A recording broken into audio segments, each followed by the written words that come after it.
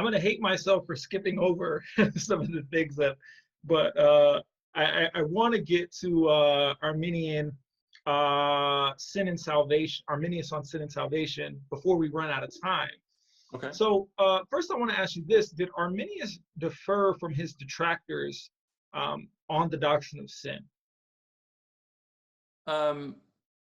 In a couple of ways that I would say are subtle. So you have to take into account how much similarity and continuity there was between his opponents and him on the doctrine of sin. I think one of the main things I would point out is that he did not affirm original guilt in the strict sense. So very strong Augustinian version of original sin as guilt. He distanced himself from that and said original sin is the penalties, the consequences of that fall that we all have inherited. So as a result of that,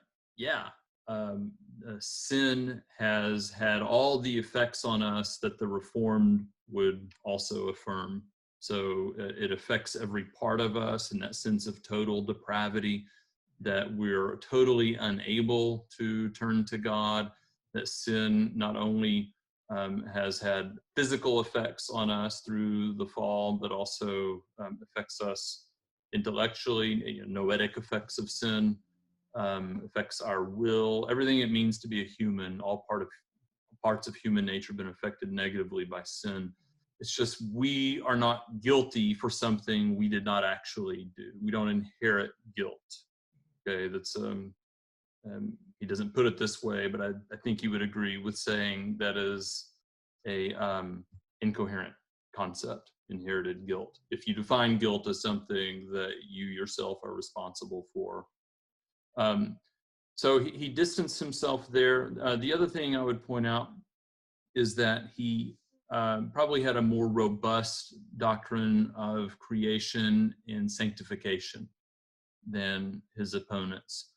So he's much more willing to talk about sin as being an abnormal part of the Christian life. And that comes back to Romans 7. Is that a regenerate person who is constantly struggling with sin and losing the battle? He would say that is a not yet regenerate person.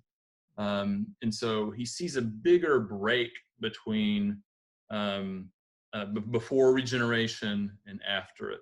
Whereas the Reformed also see a break there.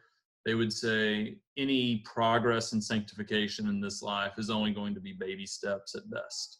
For Arminius, he thinks there should be real progress there when we are indwelt by the Spirit.